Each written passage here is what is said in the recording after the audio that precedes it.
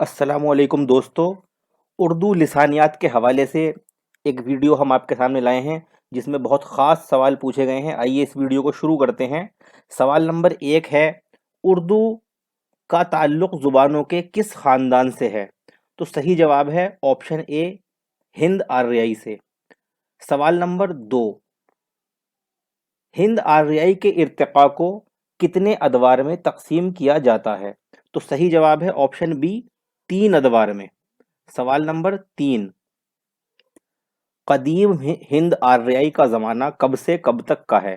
तो सही जवाब है ऑप्शन डी, 1500 कब्ल मसीह से 500 कब्ल मसीह तक कदीम हिंद आर्याई का ज़माना।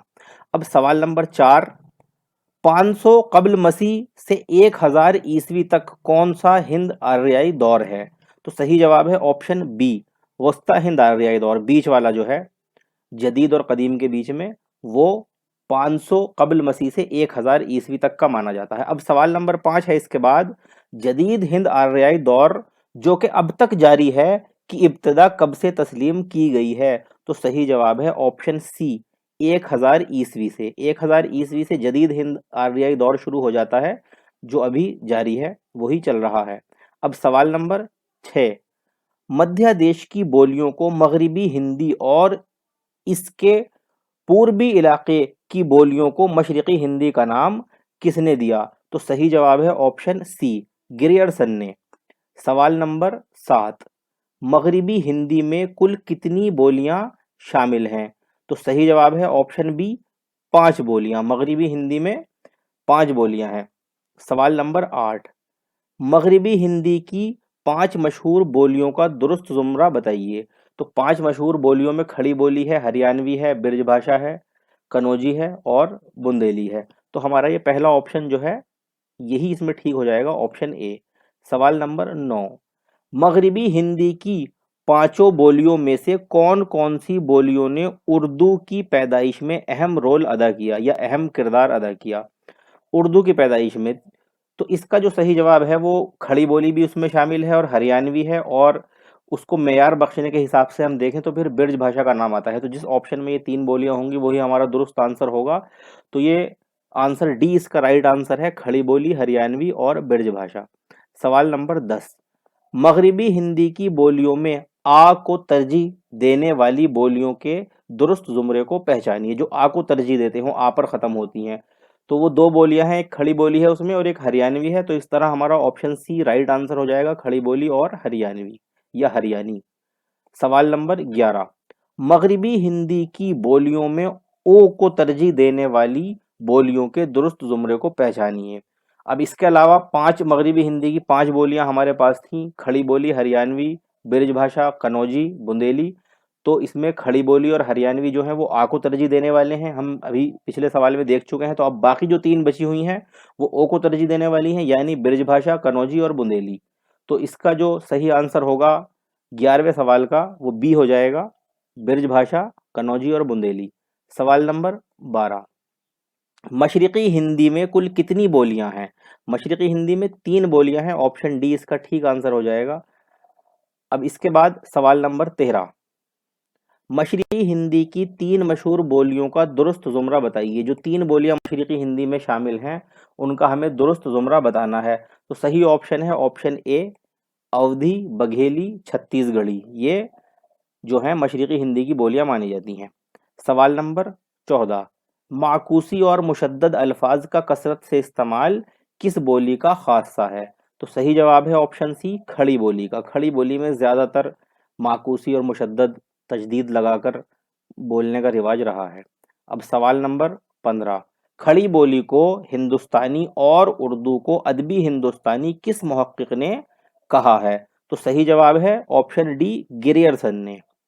अब इसके बाद सवाल नंबर 16, बांगड़ू और जाटो किस बोली के दूसरे नाम हैं? तो सही जवाब है ऑप्शन डी, हरियाणी के। इसको हरियाणवी भी कह देते हैं और हरियाणी भी कह देते हैं। बांगड़ू और जाटो इसी के नाम हैं, तीनों में से कोई भी नाम हमसे सवाल के अंदर पूछा जा सकता है। सवाल नंबर 17, इनमें से कौन से 2 मुहक्किक उर्दू ज़ुबान पर हरियाणवी ज़ुबान के असर को उर्दू लिसानियात के मुताले में अहम करार देते हैं? तो सही जवाब है ऑप्शन सी, यानी मुहिउद्दीन कादरी जोर और मसूद हुसैन खान। सवाल नंबर 18, शौर सैनी की सच्ची जानशीन इनमें से किसे कहा गया है? तो सच्ची जानशीन शौर सैनी की ब्रज भाषा को कहा जाता है, तो ऑप्शन ए हमारा राइट आंसर हो जाएगा, ब्रज भाषा। सवाल नंबर 19, ब्रज भाषा से मिलती जुलती वो कौन सी बोली है जिसमें अदब का फुकदान है, यानी जिसमें अदब की कमी है, अदब उसमें पाया नहीं जाता? तो इसका जो सही आंसर है वो ऑप्शन बी है, कनौजी। कनौजी के अंदर जो है वो अदब नहीं पाया जाता, इसीलिए उसकी लिसानी तौर पर, लिसानियाती तौर पर उसकी शुरुआती इब्तदा के नमूने भी नहीं मिल पाते हैं मुहक्किकीन को, तो इसमें अदब की कमी रही है कनौजी के अंदर। सवाल नंबर 20, अवामी अदब और आल्हा ऊदल के किस्सों पर मबनी अवामी रज़मिया गीत झैल में से किस बोली का सरमाया है? तो सही जवाब है ऑप्शन सी, बुंदेली का। बुंदेली में आला उदल लिखे गए थे और रज़मिया किस्से वगैरह भी लिखे गए थे, तो इसमें अदब हमें मिलता है। सवाल नंबर 21, हिंदी अदब के नौ रत्न शायर और तनकीद निगार केशवदास और पद्माकर का ताल्लुक झैल की किस बोली से था? तो सही जवाब है ऑप्शन डी, बुंदेली से। इनका ताल्लुक भी बुंदेली ही बोली से था, जिसका जिक्र इससे पहले सवाल में भी गुजर चुका है। सवाल नंबर 22, उर्दू साख्त के बुनियादी अनासिर किसकी तसनीफ है? उर्दू साख्त के बुनियादी अनासिर, तो ऑप्शन डी इसमें सही आंसर है, नसीर अहमद खां। ये किताब है नसीर अहमद खां की। सवाल नंबर 23, मराठी जुबान का असर कौन सी उर्दू में पाया जाता है? तो मराठी जुबान का असर दक्कनी उर्दू में पाया जाता है, ऑप्शन सी इसका सही जवाब होगा। सवाल नंबर 24, पंजाबी की आ का इजाफा करके मुजक्कर और मोन्नस की जमा उर्दू के किस इलाके की पहचान है? तो यहाँ पर जो सही जवाब है वो भी दक्कन है, ऑप्शन डी। दक्कन में भी पंजाबी की तरह जब जमा बनानी होती है तो उसमें आ का इजाफा कर देते हैं, जैसे लोग से लोगां, औरतां, इस तरह से ये जमा बना लेते हैं दक्कनी उर्दू वाले भी, और पंजाबी की जमा भी इसी तरह से बनती है। अब इसके बाद सवाल नंबर 25, उर्दू के किस इलाके में आम तौर पर काफ की जगह खे की आवाज अदा होती है? तो सही जवाब है इसका ऑप्शन सी, दक्कन में। ये बात भी दक्कन ही में है कि बाज़ औक़ात काफ की जगह खे की आवाज़ और बाज़ मुकामात पर खे की जगह काफ की आवाज़ वो लोग निकालते हैं। सवाल नंबर 26, शुमाली हिंद और जनूबी हिंद की ज़ुबानों की खलीज मिटाने की कोशिश किस तसनीफ़ में की गई है? तो सही जवाब है ऑप्शन ए, सबरस में।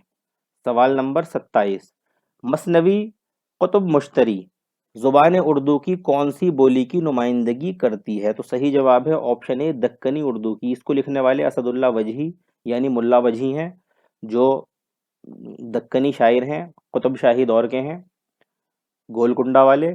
तो इनकी जो ज़ुबान है कुतुब मुश्तरी की, वो दक्कनी उर्दू की ही नुमाइंदगी करती है। अब सवाल नंबर 28, सिराज औरंगाबादी की ज़ुबान पर दूसरी किस ज़ुबान का रंग दिखाई देता है? सिराज औरंगाबादी की ज़ुबान पर। तो सवाल नंबर ये 28 था, इसका सही जवाब ऑप्शन बी है, फ़ारसी का। वैसे तो साथियों उस वक्त ज़्यादातर शोरा के कलाम में फ़ारसी का रंग दिखाई देता था, क्योंकि बहुत से शोरा कॉमन थे जो फ़ारसी की शायरी करते थे, उन्होंने ही रेख्ता में तबाह आजमाई शुरू की थी। लेकिन सिराज औरंगाबादी की शायरी में कुछ ज़्यादा ही फ़ारसी का असर पाया जाता है, तो अगर इस तरह सवाल पूछा जाएगा तो इसका जवाब होगा सिराज औरंगाबादी की शायरी पर फ़ारसी का असर बहुत ज़्यादा देखने को मिलता है। सवाल नंबर अब है 29, उर्दू ज़ुबान की पैदाइश के सिलसिले में किस मुहक्किक ने पाली पर जोर दिया? पाली ज़ुबान पर। 29वां सवाल था, इसका सही जवाब है ऑप्शन बी, शौकत सब्जवारी ने। शौकत सब्जवारी, वैसे तो इन्होंने दो आबा गंगो जमन के बीच का जो इलाका है उसको उर्दू की पैदाइश करार दिया है, लेकिन इन्होंने पाली ज़ुबान पर भी जोर दिया है कि उर्दू की कड़ियाँ इससे भी जाकर मिलती हैं, या फिर ये कि इसकी लिसानियात और उसकी लिसानियात जो है उसमें बहुत सी चीज़ें जो हैं वो कॉमन हैं। अब इसके बाद सवाल नंबर 30, उर्दू की करखंदारी बोली का इलाका कौन सा है? इसका सही जवाब है ऑप्शन डी, दिल्ली। दिल्ली का इलाका जो है वो उर्दू की करखंदारी बोली का इलाका माना जाता है। अब सवाल नंबर हमारे पास है 31, डोगरी जुबान का असर उर्दू की किस बोली में मिलता है? तो ऑप्शन सी इसका राइट आंसर होगा, कश्मीरी उर्दू में डोगरी जुबान का असर मिलता है। सवाल नंबर 32, कलकतिया उर्दू में उर्दू इनमें से किस नौइयत की बोली है, यानी कलकत्ता में जो उर्दू बोली जाती है, बंगाल की जो कैपिटल है कलकत्ता, वो उसमें जो उर्दू ज़बान इस्तेमाल की जाती है वो किस नौइयत की है, सवाल में ये पूछा गया है 32वें सवाल में। तो सही जवाब है ऑप्शन ए, समाजी नौइयत की है वो। अब इसके बाद सवाल नंबर 33, उर्दू की पंजाबी बोली की क्या खसूसियत है, यानी पंजाब के अंदर तो पंजाबी बोली जाती है लेकिन वहाँ जो उर्दू बोलने वाले भी लोग हैं तो उनकी क्या खसूसियत है उस उर्दू उर्दू बोली की, सवाल ये पूछा गया है। तो सही जवाब है इसका ऑप्शन बी, यानी इलाकाई असरात बहुत गहरे हैं वहाँ की उर्दू पर। और जाहिर सी बात है जिस तरह से दक्कन में दक्कनी असरात हैं तो इसी तरह से इलाके के असरात तो आ ही जाते हैं, तो इलाके के असरात उसमें बहुत गहरे जो है पाए जाते हैं। सवाल नंबर 34, लिसानी मुताले किसकी तसनीफ है, लिसानी मुताले ऑप्शन ए ज्ञानचंद जैन की। अब सवाल नंबर हमारे पास 35 है, उर्दू लिसानियात का खाका और हिंदुस्तानी लिसानियात का खाका किसकी तसनीफ है। दोनों में खाका लफ्ज़ आ रहा है, लिसानियात का खाका दोनों में आ रहा है, एक तरफ उर्दू है और एक तरफ हिंदुस्तानी है, ये एक ही मुसन्निफ़ की तसनीफ़ें हैं, दोनों तसानीफ़ हैं। तो ये हमें याद रखना है, याद रखने में भी आसानी होगी, उर्दू लिसानियात का खाका और हिंदुस्तानी लिसानियात का खाका। तो इसका डी ऑप्शन सही है, एहतशाम हुसैन की किताबें हैं ये दोनों, कोई सी एक भी पूछी जा सकती है, दोनों भी पूछी जा सकती हैं। सवाल नंबर 36, उर्दू लिसानियात किसकी तसनीफ़ है। अब उर्दू लिसानियात पूछी गई है तो ऑप्शन सी इसमें राइट आंसर होगा, ये शौकत सब्जवारी की तसनीफ़ है उर्दू लिसानियात। अब इसके बाद सवाल नंबर 37, इसमें पूछा गया है जदीद उर्दू लिसानियात किसकी तसनीफ़ है, जदीद उर्दू लिसानियात, तो यहाँ पर सही ऑप्शन हो जाएगा ऑप्शन बी, अमीरुल्लाह खां शाहीन की। अब सवाल नंबर 38, इनमें से कौन सी तसनीफ मुहीउद्दीन कादरी जोर की है, मुहीउद्दीन कादरी जोर। 38वां सवाल, ऑप्शन ए इसका राइट आंसर होगा, हिंदुस्तानी लिसानियात ये मुहीउद्दीन कादरी जोर की किताब है, तसनीफ है। सवाल नंबर 39, उर्दू की लिसानी इनफरादियत के हवाले से कौन सी बात ज़्यादा दुरुस्त है, लिसानी इनफरादियत के हवाले से पूछा गया है। तो इसमें ऑप्शन ए राइट आंसर है, इंसानी आवाज़ों की कसीर तादाद का इंतज़ाम। जैसा कि हम देखते भी हैं कि उधर अरबी की भी खुसूसी आवाज़ें, स्पेशल आवाज़ें उर्दू के पास हैं, फ़ारसी की भी हैं, और इधर हम देखें तो हिंदुस्तानी ज़ुबानों की जिसमें हकारी आवाज़ें शामिल हैं या माकूसी आवाज़ें भी शामिल हैं, वो सब भी उर्दू के पास हैं। तो इस तरह से उर्दू का जो ज़ख़ीरा है आवाज़ों का, आवाज़ों के ताल्लुक़ से वो बहुत ज़्यादा है और उसमें ज़्यादातर आवाज़ों का इंजज़ाब हुआ है। तो ऑप्शन ए इसका राइट आंसर है। सवाल नंबर 40, आज़ाए तकल्लुम से निकलने वाली आवाज़ों का मुतालिया इनमें से किसके ज़ैल में किया जाता है, आज़ाए तकल्लुम से निकलने वाली। तो सही जवाब है ऑप्शन बी, सौतियात। सवाल नंबर 41, सर्फियात इनमें से किसका मुतरादिफ है, सर्फियात किसका मुतरादिफ है 41। ऑप्शन डी इसका राइट आंसर है, मारफीमात का। इसे कहीं कहीं मारफीमियात भी कह दिया जाता है, कहीं कहीं मारफीमात भी कहा जाता है, बहरहाल ये सर्फियात का मुतरादिफ है। अब सवाल नंबर है हमारे सामने 42, पूछा गया है मारफीमियात के ज़ैल में इनमें से किसका मुतालिया किया जाता है। तो इसका जो सही आंसर है 42वें सवाल का वो ऑप्शन सी है, यानी कि लफ्ज़ का मुताला। वही इसको हमने सर्फियात कहा था, तो सर्फियात के अंदर जो है वो लफ्ज़ का मुतालिया किया जाता है मारफीमियात या सर्फियात के अंदर। सवाल नंबर 43, नहवियात के ज़ैल में कौन सा मुतालिया मकसूद होता है, नहवियात का जिक्र है। सवाल नंबर 43, तो इसका सही जवाब है ऑप्शन ए, जुमलों की बनावट का। तो सर्फियात और नहवियात दो चीज़ें होती हैं, सर्फियात में अल्फाज की बनावट और नहवियात में जुमलों की बनावट का जो है वो मुतालिया मकसूद होता है। सवाल नंबर 44, लफ्ज़ों और जुमलों के मतलब से बहस किस इल्म के ज़ैल में की जाती है। तो इसका सही जवाब है 44वें सवाल का ऑप्शन बी, मानियात के ज़ैल में। जैसा कि नाम से क्वेश्चन में ही हमें इसका पता चल जाता है, जुमलों के मतलब। तो मतलब का जो मतलब, मतलब माना एक ही बात है, किसी चीज़ का मतलब या किसी चीज़ का माना वो करीब करीब एक ही लफ्ज़ होता है। तो मतलब से या माना से जो बहस की जाती है वो मानियात एक इल्म का नाम है, उसके ज़ैल में की जाती है। अब सवाल नंबर 45 है, उर्दू की सर्फियात और नहवी तराकीब, सर्फियात और नहवी तराकीब पर हिंदुस्तान से बाहर की कौन सी ज़ुबानों का नुमाया असर दिखाई देता है। तो सही जवाब है ऑप्शन ए, अरबी और फ़ारसी का। इसमें भी मैं आपको बताता चलूँ, ख़ास तौर से अगर बात हम सिर्फ सर्फियात की करें तो फिर अरबी का ज़्यादा असर है, अरबी के अफ़आल वग़ैरह जो हैं वो उर्दू के अल्फाज में ज़्यादातर देखने को मिलते हैं, वही अल्फाज बहुत से मुस्तमल हैं उर्दू के अंदर भी। जिन जो अरबी के अफ़ाल पर से हमारे यहाँ आए हैं। और अगर नहवी तराकीब की बात करें तो फिर फ़ारसी का असर ज़्यादा देखने को मिलेगा। जो तरकीबें उर्दू के अंदर मुस्तमल हैं वो ज़्यादातर फ़ारसी की हैं। अब चलते हैं सवाल नंबर 46 की तरफ। उर्दू में हकारी और माकूसी आवाज़ें ज़ैल में से कौन सी ज़ुबानों से आई हैं? हकारी और माकूसी आवाज़ें कौन सी ज़ुबानों से आई हैं? तो सही जवाब है ऑप्शन बी, हिंदुस्तानी ज़ुबानों से। सवाल नंबर 47। मुंदरजा झैल में से उर्दू की इब्तिदा के ताल्लुक से कौन सा जुमरा दुरुस्त है? उर्दू की इब्तिदा के ताल्लुक से। तो इसका सही ऑप्शन ऑप्शन सी है, शौरसैनी पराकर्त, शौरसैनी अपभ्रंश, खड़ी बोली उर्दू। तो उर्दू की पैदाइश के ताल्लुक से हम देखें तो यही जुमरा ठीक बैठता है। और इसी तरह से उर्दू की पैदाइश जो है वो मुहक्किकीन के नज़दीक वजूद में आई है। सवाल नंबर 48। मुंदरजा झैल में से उर्दू ज़ुबान का इर्तक़ा सबसे पहले उर्दू की कौन सी बोली में नमू पज़ीर हुआ?